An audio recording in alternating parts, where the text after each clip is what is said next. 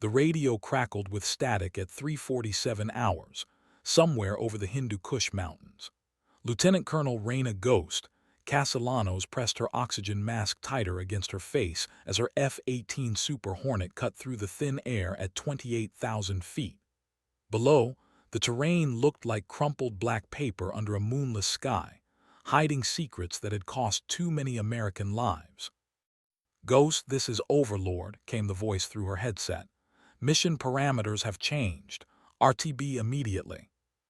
Return to base." The words hit her like ice water. 12 hours of prep, 6 hours of flight time, and now they wanted her to turn around when she was 15 minutes from target. Her gloved fingers tightened on the stick as she banked left, the aircraft responding with the precision of a scalpel. "Overlord Ghost. Copy RTB order, but I'm showing friendly call signs still in the target area. Confirm no ground assets require support." Silence stretched across the radio waves. Too long.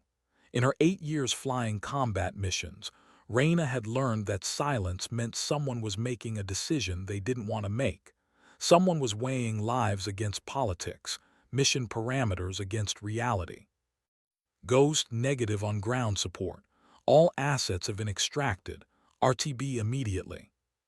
But Raina's instruments told a different story. Her radar was painting multiple fast movers at low altitude, and her communications array was picking up encrypted chatter on SEAL team frequencies.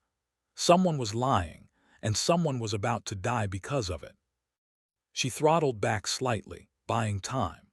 The Super Hornet's twin engines hummed with restrained power as she maintained her heading toward the target zone. Through her heads-up display, she could see the GPS coordinates that had been burned into her mission briefing, a compound where high-value targets had been meeting for weeks, planning something that would make 9/11 look like a warm-up act. "Overlord Ghost. I'm showing electromagnetic signatures consistent with active communications equipment in the target area. Are you certain all friendlies are clear?" Another pause, this one even longer. The truth was, Raina Castellanos had been hearing whispers about this mission for days. Whispers that suggested certain elements within the Pentagon wanted this operation to fail. Whispers about arms deals and political calculations that put dollar signs above dog tags. She dismissed them as conspiracy theories, the kind of talk that flourished in the shadows of black operations. Now, with her engines singing at altitude and her weapon systems armed, those whispers felt like prophecy. "Ghost, you are ordered to RTB. Do not deviate from current heading. Acknowledge." Below her, in the darkness of the Afghan mountains, 12 Navy SEALs were about to discover what it meant to fight without air support. And Raina Castellanos was about to make the most important decision of her life. The mission brief had been classified beyond top secret, delivered in a windowless room deep in the bowels of Bagram Air Base. Major General Harrison Webb, a man whose chest displayed more ribbons than a Christmas tree, had personally outlined the operation. Raina remembered how his eyes never quite met hers when he spoke about the minimal, expected resistance. SEAL Team 6 had been tracking Ahmed Nazir Shah for 18 months. The Taliban commander had evolved from a regional nuisance into something far more dangerous, a coordinator linking international terror networks with local insurgent cells. Intelligence suggested he was planning a coordinated attack on NATO supply lines that would effectively cut off forward operating bases across 3 provinces. The compound sat in a valley between 2 ridgelines, accessible only by foot through a narrow canyon approach. It was a natural fortress, which made it perfect for Shah but hellish for the SEALs who had to take it. That's where Raina came in. Her job was to provide close air support, to be the hammer that would drive the nails into Shah's coffin. But now, with her fuel gauge showing she had maybe 40 minutes of loiter time left, someone had decided the hammer wasn't needed. "Ghost, this is Viper 16. The new voice on the radio was different, younger, stressed, transmitted on a frequency that wasn't supposed to exist on this mission. "Unknown air asset, please identify." Reyna's blood chilled. Viper call signs belonged to SEAL team leaders. If someone was using that frequency, it meant the ground team was in contact with enemy forces and their primary communications had been compromised. She switched to the frequency and transmitted on low power, hopping to avoid detection by enemy listening posts. Viper 16, this is Ghost. F-18 Super Hornet currently 27,000 feet, 15 minutes from your location. State your status. Ghost, thank God. We are in heavy contact, say again, heavy contact. We have wounded and are requesting immediate CAS. How copy? Close air support. The words that made her pulse quicken and her training kick into overdrive. Below, American soldiers were bleeding, and she had the tools to help them. But she also had orders to return to base, orders that came with the weight of her career and possibly a court-martial if she disobeyed. Viper 16 Ghost, I'm showing mission abort on my end. Confirm you still require assistance. Ghost, we walked into a fucking hornet's nest up here. They knew we were coming. We've got at least 60 tangos with RPGs and heavy machine guns. We need you, Ghost. 60 enemy fighters. The intelligence brief had mentioned maybe 20. Either the intel was wrong or someone had set up SEAL Team 6 for a massacre. Reyna's hands moved across her instrument panel with the precision of a concert pianist. Weapons systems armed. Targeting pod active. She began a slow descent, still maintaining her eastern heading but dropping altitude to get a better look at the situation below. Through her targeting system, she could see muzzle flashes scattered across the valley like deadly fireflies. The SEALs were pinned down in what looked like a dried riverbed, with enemy positions on 3 sides. It was a classic L-shaped ambush, executed with military precision that suggested far more than Taliban fighters. Overlord Ghost, I have visual on friendly positions and am observing significant enemy activity. Requesting permission to engage. Ghost Overlord, you are ordered to maintain current heading and RTB. Do not engage. Repeat, do not engage. But as Reyna watched through her targeting pod, she saw something that made her decision inevitable. A group of fighters was moving around the SEAL's left flank, carrying what looked like rocket-propelled grenades. In about 3 minutes, they would have a clear shot at the Americans' position. In 5 minutes, 12 of America's finest warriors would be dead. She pushed the stick forward and felt the Super Hornet's nose drop toward the earth below. The descent from 27,000 feet felt like falling through liquid darkness. Reyna's altimeter unwound steadily as she pushed the Super Hornet toward the valley floor, her engines now running whisper-quiet in military power to avoid acoustic detection. Every 1,000 feet brought the war below into sharper focus through her targeting systems. At 15,000 feet, she could distinguish individual fighters moving between rock formations.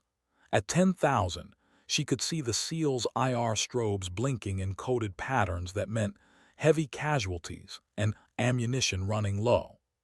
At 7,000 feet, she could read the desperation in their tactical movements as they tried to establish fields of fire with dwindling resources. Ghost Viper 16, we've got 2 KIA and 4 wounded. We cannot hold this position much longer. Where the hell is our air support? The words hit her like physical blows. 2 killed in action, 4 wounded. Out of a 12-man team, half were down, and according to her official orders, they didn't exist. Viper 16 Ghost, I'm inbound your location. Prepare to mark targets with IR laser. Danger close authorization required. Danger close meant dropping ordnance within 600 meters of friendly forces. It required specific authorization from the ground commander and represented the highest level of trust between pilot and ground forces. It also meant that one miscalculation would kill the people she was trying to save. Ghost, this is Lieutenant Commander Marcus Webb, Viper 16 Actual. I authorize danger close air support on my position. We are marked by IR strobe at this time. Webb, the same name as the general who had briefed her. Son. Nephew. The family connection might explain why someone wanted this mission to fail quietly, without the messy publicity that comes with dead seals and congressional investigations. Raina rolled inverted and pulled the Super Hornet into a steep dive, the aircraft's frame groaning under 6 Gs of force. Her weapon systems painted multiple target solutions on the heads-up display as she lined up her first attack run. She selected two 500-pound guided bombs, each with precision fusing designed to minimize collateral damage while maximizing lethality against personnel in the open. Overlord Ghost, I am engaging enemy forces danger close to friendly positions. This is not a request. Ghost, you are ordered to disengage immediately.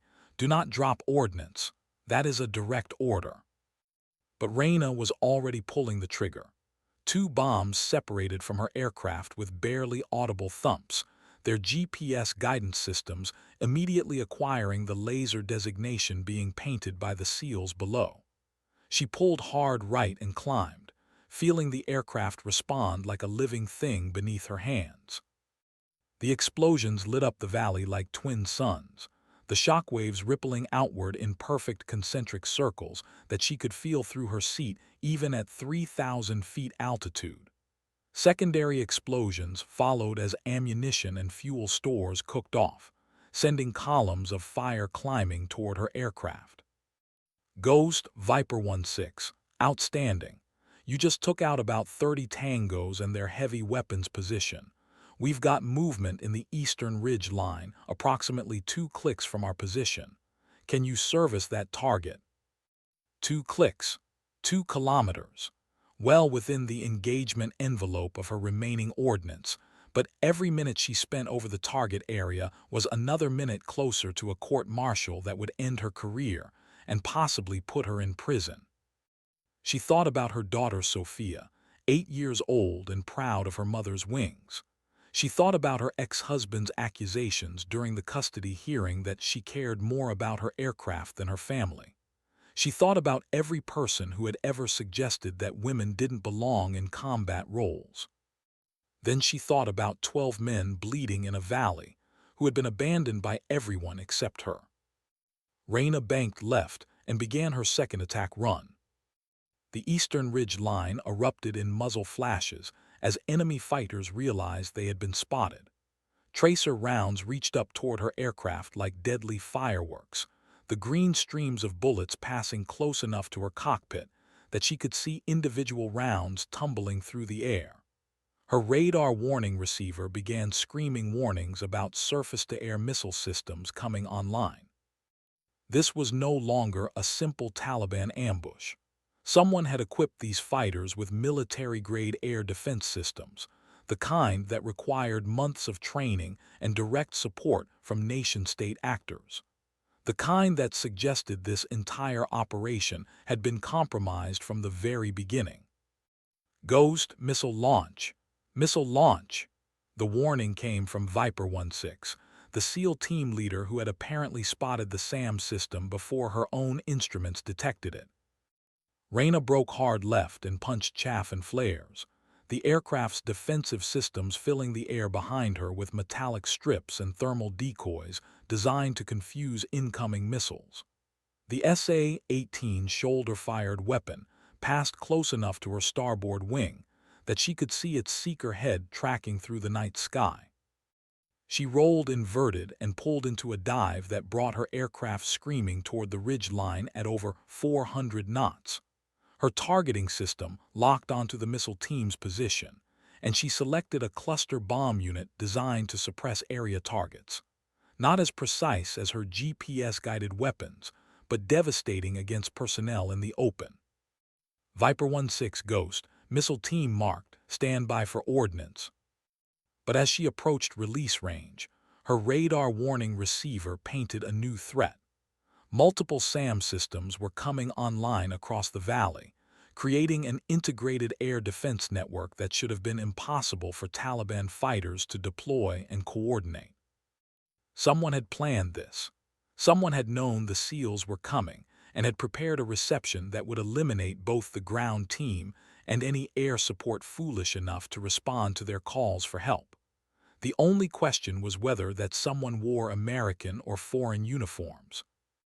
Raina released her ordnance and pulled hard right, her aircraft climbing toward the relative safety of higher altitude. Behind her, the cluster bomb unit separated into dozens of smaller munitions that carpeted the ridge line with precisely timed explosions. The missile team's position disappeared in a cloud of smoke and debris, but she knew there were other threats still active. Ghost, beautiful work. That took care of the missile team, but we've still got approximately 40 tangos moving up the canyon toward our position. We're down to our last magazines and really need you to work that canyon approach. The canyon, a narrow defile between two ridge lines that would funnel attacking forces into a kill zone, but also channel her aircraft into a corridor where enemy air defenses could achieve maximum effectiveness. Flying through that canyon would be like threading a needle while people shot at the thread. She looked at her fuel gauge. 20 minutes remaining. Enough for maybe 3 more attack runs before she would have to RTB or risk flaming out over enemy territory. Viper 16 Ghost. I'm going to work the canyon, but I need you to illuminate targets with your laser designator. My targeting pod is having trouble distinguishing friendlies from hostiles in that terrain. Roger Ghost, will light them up for you. As she rolled into her approach, Raina caught sight of something that made her blood run cold. Through her night vision systems, she could see vehicles approaching the valley from the south. Military vehicles with the distinctive angular silhouettes of American Humvees. Either reinforcements had arrived, or the people who had planned this ambush were coming to finish the job personally. The canyon approach demanded every skill Raina had learned in 8 years of combat flying. She dropped the Super Hornet to barely 200 feet above the deck, threading between rocky outcroppings that passed her wingtips with mere yards to spare. The aircraft's terrain-following radar painted a three-dimensional map of the canyon walls as she flew through the narrow passage at over 300 knots. Enemy fighters had positioned themselves on both sides of the canyon, turning it into a deadly gauntlet where her aircraft would be exposed to crossfire from multiple directions. Muzzle flashes lit up the canyon walls like a deadly light show as dozens of AK-47s and machine guns opened fire simultaneously. Viper 16 Ghost, I need that laser designation now. Green light suddenly painted a cluster of fighters positioned behind a natural rock wall.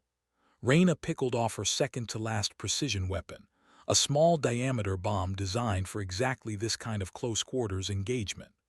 The weapon's pop-out wings deployed as it separated from her aircraft, allowing it to glide toward the target with minimal collateral damage to the surrounding terrain.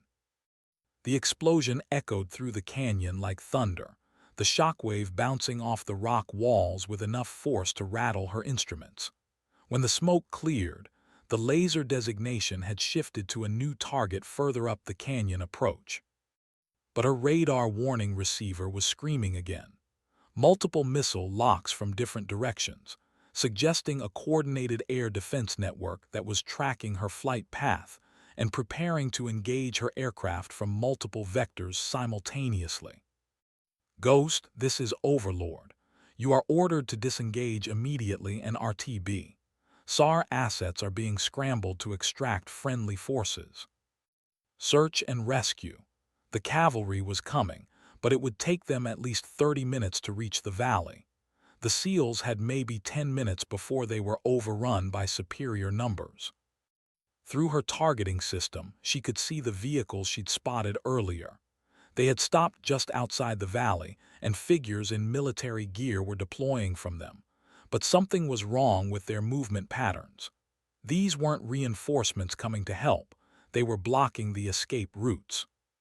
Viper 16 Ghost, I'm showing military vehicles to your south, approximately 3 clicks from your position. Can you identify these as friendly forces? Negative Ghost, we have no friendly assets in this area. Those vehicles are not part of our operation. which meant that American military vehicles, possibly with American personnel, were participating in an ambush designed to eliminate a SEAL team. The implications were staggering and potentially treasonous, but Raina didn't have time to process the political ramifications. She had one weapon remaining, a single 500-pound bomb that represented the difference between the SEALs fighting their way out or dying in this forgotten valley. Rolling into her final attack run, she selected the canyon mouth where the largest concentration of enemy fighters had positioned themselves. It would be a difficult shot, requiring her to approach from directly down the canyon's length while exposed to fire from both sides. Her airspeed indicator showed 350 knots as she committed to the attack. Tracer fire filled the air around her aircraft like a deadly meteor shower, and her radar warning receiver was painting so many threats that the audio warnings had become a constant electronic scream. Viper 1-6, this is my last weapon. Make sure your people are as low as possible. Ghost, all Viper elements are in position. You are cleared hot. She pressed the weapon release and felt the aircraft jump slightly as 500 pounds of high explosive separated from her belly pylon. The GPS-guided weapon immediately acquired its target and began its terminal approach, while Raina pulled the Super Hornet into a climbing turn that would take her clear of the blast radius.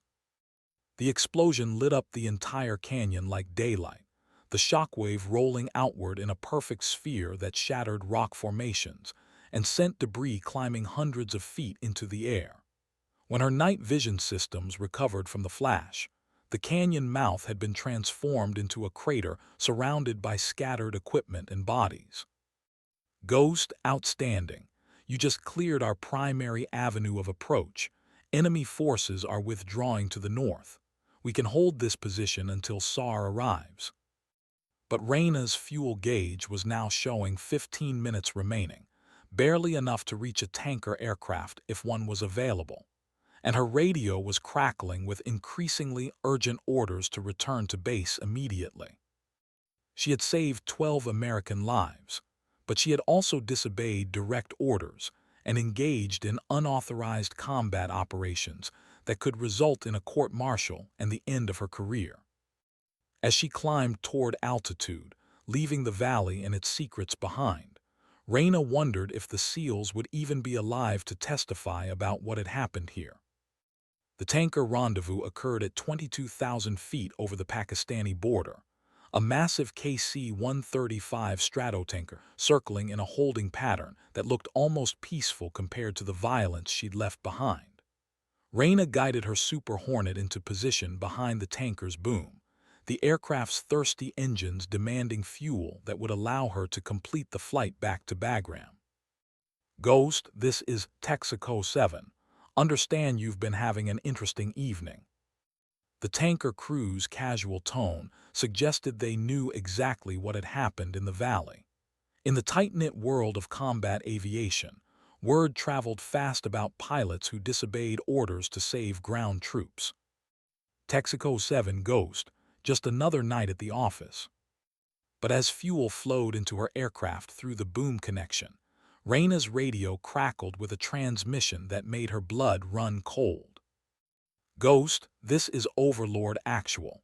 Upon completion of refueling operations, you will proceed directly to Bagram Air Base and report to the base commander immediately upon landing. You are not to discuss this mission with any personnel. Do you copy? Overlord Actual, the designation reserved for the highest levels of operational command, probably General Webb himself. The man whose son or nephew she had just saved was now summoning her for what would likely be the end of her military career. Overlord Actual Ghost, copy direct to Bagram, understood no discussion of mission parameters. But the formal language couldn't hide the reality of her situation. She had disobeyed direct orders, engaged enemy forces without authorization, and dropped ordnance in a politically sensitive area that could create international incidents. The fact that she had saved American lives would be noted in her file, but it wouldn't prevent a court-martial. The flight back to Bagram took 47 minutes, during which Raina had plenty of time to consider her future. She thought about Sophia, who would have to explain to her friends why her mother was no longer allowed to wear her uniform. She thought about the divorce proceedings that would likely resume once her ex-husband learned about her legal troubles. She thought about the civilian job market for disgraced military pilots. But mostly, she thought about 12 SEALs who would see another sunrise, because she had chosen to ignore her orders. Bagram Air Base appeared on the horizon like a small city, its runways lined with aircraft that represented billions of dollars in American military technology. Control tower operators guided her approach with the same professional courtesy they used for every aircraft, but Raina could hear the subtle tension in their voices that suggested her reputation had preceded her arrival. Ghost Bagram Tower, you're cleared for landing on runway 33. Taxi to the alert facility upon landing. Ground control will vector you. The alert facility, where they took aircraft that required special security attention, usually because they carried sensitive equipment or had been involved in classified operations, or because their pilots were about to be arrested. Her Super Hornet touched down with barely a whisper, the aircraft's landing gear absorbing the impact with hydraulic precision. As she taxied toward the alert facility, she could see military police vehicles positioned around the area, their occupants watching her aircraft with the focused attention of people expecting trouble. The engines spooled down with their characteristic whine, and suddenly the cockpit was silent except for the hum of electronic systems and the sound of her own breathing. 8 years of combat flying had ended with a single decision in a forgotten valley, and now she would face the consequences. Ground crew personnel approached her aircraft with the cautious movements of people who weren't sure whether she was a hero or a criminal. The crew chief, a master sergeant with 20 years of service ribbons on his chest, gave her a thumbs-up that seemed genuinely respectful despite the circumstances. "Hell of a mission, ma'am," he said as she climbed down from the cockpit. "Word is you saved a lot of good men tonight." "Just doing my job, Sergeant."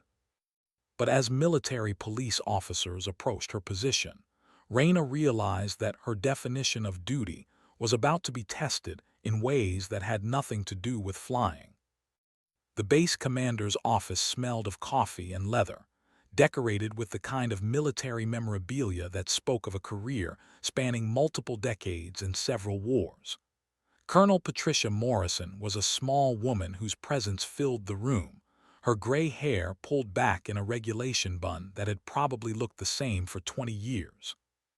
But it was the man sitting beside Morrison's desk who commanded Raina's attention. Major General Harrison Webb looked older than he had during the mission briefing, his face carrying the weight of decisions that had nearly cost his son's life.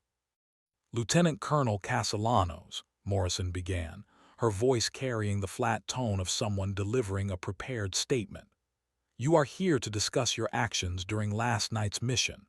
Before we begin, I want to make it clear that this is an informal inquiry, not a formal investigation. However, your statements may be used in future proceedings." Raina remained at attention, her flight suit still smelling of jet fuel and the adrenaline of combat. "Yes, ma'am, I understand." General Webb leaned forward in his chair, his eyes finally meeting hers directly for the first time since she'd entered the room. "Colonel Castellanos, did you receive direct orders to return to base without engaging enemy forces?" "Yes, sir, multiple times." "And did you choose to disobey those orders?" The question hung in the air like smoke from a weapon's discharge. Raina could feel the weight of her entire career balanced on her answer, but she could also see something in Webb's eyes that looked almost like gratitude. "Sir, I received orders to RTB, but I also received calls for assistance from ground forces who were in immediate danger. I made a tactical decision to provide close air support to friendly forces who were under heavy fire." Colonel Morrison consulted a folder thick with documents. According to the mission brief, there were no friendly forces in that operational area. The SEAL team had been extracted prior to your arrival. Ma'am, that information was incorrect.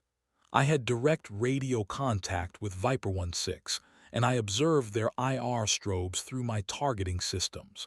There were definitely American forces on the ground, and they were taking casualties. Webb's expression didn't change, but something shifted in his posture. The SEAL team leader you spoke to, did he identify himself by name?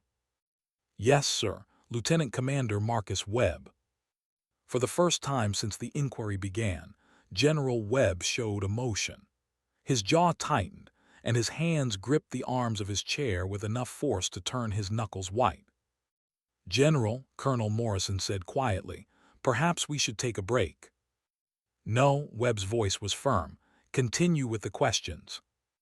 Morrison opened another folder. Colonel Castellanos, during your engagement with enemy forces, did you observe anything unusual about their equipment or tactics? This was the question Reyna had been dreading, the one that would require her to discuss surface-to-air missiles and coordinated air defenses that suggested foreign military support, the one that would open doors to classified programs and international incidents. Ma'am, the enemy forces displayed a level of coordination and equipment that exceeded our intelligence estimates. They had integrated air defense systems and seemed to have prior knowledge of our operational timeline. Prior knowledge, Webb repeated. Are you suggesting the mission was compromised? Reyna took a deep breath. This was where her career would either be saved or destroyed completely.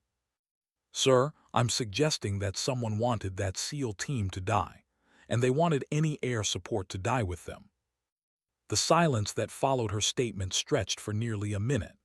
Outside the office windows, she could hear the normal sounds of base operations, aircraft engines, vehicle traffic, the distant sound of reveille playing over loudspeakers. Normal sounds of a world that had suddenly become very abnormal. General Webb stood up and walked to the window, his back turned to both women. When he finally spoke, his voice carried the weight of a father and the authority of a general. Colonel Morrison, I want a full investigation into the intelligence preparation for this mission. I want to know who provided the force estimates, who confirmed the extraction timeline, and who ordered the abort of air support. I want names, dates, and communication logs. Sir, Morrison replied carefully, that level of investigation will require involvement from multiple agencies. It could take months and will almost certainly attract attention from Congress. Webb turned around, his face showing the kind of determination that had probably carried him through 30 years of military service. Then we'd better get started. Colonel Castellanos, you're being reassigned to a staff position pending the outcome of this investigation. You'll retain your rank and flight status, but you're grounded until further notice. It wasn't the court-martial she'd expected, but it wasn't vindication either. Reyna would keep her career, but she might never fly combat missions again. For a pilot, that was almost worse than prison. Sir, I understand, but I need to ask, Lieutenant Commander Webb and his team, are they safe? For the first time since she'd entered the room, General Webb smiled. It was a small expression, barely visible, but it carried all the gratitude of a father whose son had come home alive. They're safe, Colonel. Thanks to you, they're all coming home. As military police escorted her from the building, Reyna realized that her war was just beginning. Someone had tried to kill 12 American SEALs, and now they would try to destroy anyone who stood in their way. But she had faced surface-to-air missiles and lived to tell about it. A few Pentagon bureaucrats didn't seem quite so threatening by comparison. The staff assignment turned out to be a windowless office in the basement of the Pentagon, where Reyna spent her days reviewing flight safety reports and pretending not to notice the surveillance teams that followed her to and from work. 3 weeks after the Valley incident, she had been transformed from a combat pilot into a desk officer whose highest achievement was ensuring that aircraft inspection schedules were properly maintained. But the investigation that General Webb had ordered was producing results that reached far beyond a single ambush in Afghanistan.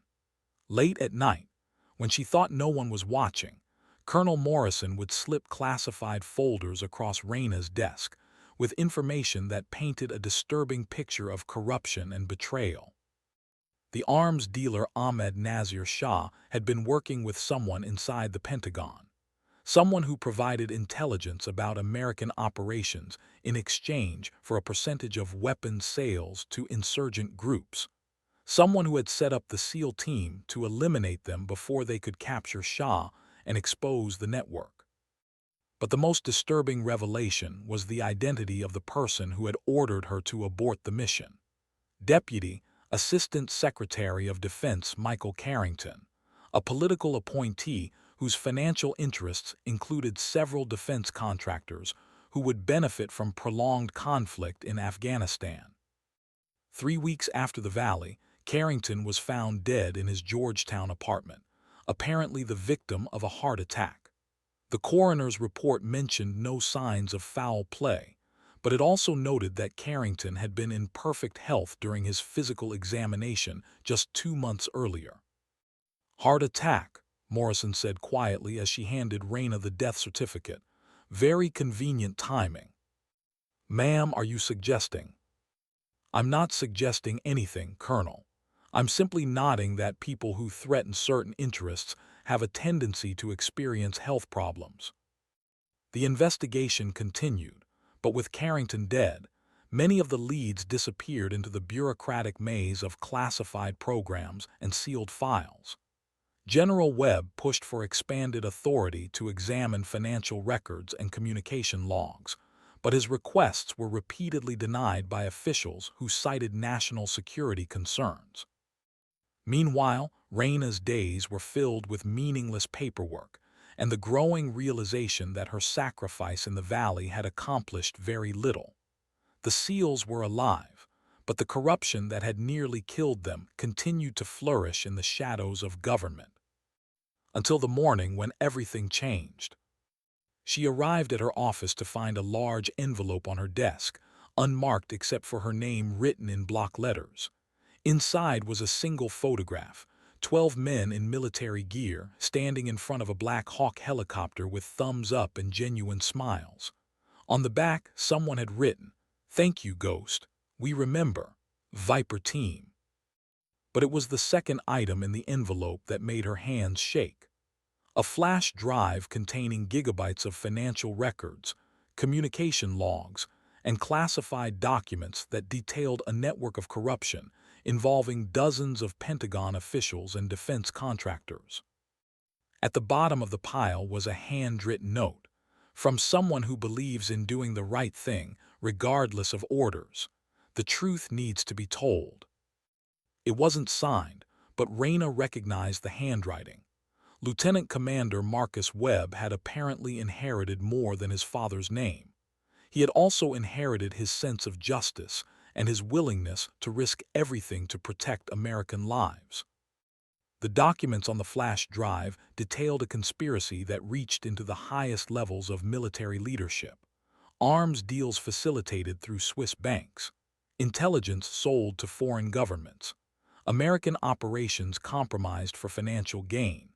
And at the center of it all, a network of officials who viewed military personnel as expendable assets in their pursuit of profit. Raina stared at the flash drive for nearly an hour, knowing that using its contents would end her career and possibly her life. But she also knew that ignoring it would mean that more American soldiers would die in operations designed to fail. She picked up her secure phone and dialed a number she had memorized weeks earlier. "Washington Post Investigative Desk. This is Sarah Chen speaking." "Ms. Chen, my name is Lieutenant Colonel Raina Castellanos. I have a story you need to hear." The Washington Post article ran on a Sunday morning, spread across the front page under a headline that shook the Pentagon to its foundation. Pentagon officials linked to arms dealing network that targeted U.S. forces. The byline belonged to Sarah Chen, but the story belonged to Raina and 12 SEALs who had refused to die quietly in a forgotten valley. Within hours, congressional offices were flooded with calls demanding investigations. Military personnel began coming forward with stories of operations that had been compromised or abandoned for reasons that never made sense. Defense contractors found their stock prices plummeting as investors realized the implications of systematic corruption within the procurement system. But the most immediate effect was felt in a basement office where Raina sat watching her phone ring with calls from reporters, lawyers, and military investigators who suddenly wanted to hear everything she had to say. Colonel Morrison appeared in her doorway holding a cup of coffee and wearing an expression that might have been pride or concern. "Colonel Castellanos, you've caused quite a stir upstairs. I've been instructed to inform you that your security clearance is under review and your access to classified materials has been suspended pending a full investigation of your conduct." "Ma'am, I understand. I'm prepared to face the consequences of my actions." Morrison closed the door behind her and sat down across from Raina's desk. "The consequences might not be what you expect. There are people in this building who consider you a traitor for going to the press. There are others who consider you a hero for exposing corruption that was getting American soldiers killed." "And which group do you belong to, ma'am?" Morrison smiled, the first genuine expression of warmth Raina had seen from her in weeks. "I belong to the group that believes in the oath we all took to defend the Constitution against all enemies, foreign and domestic, even when those enemies wear American uniforms."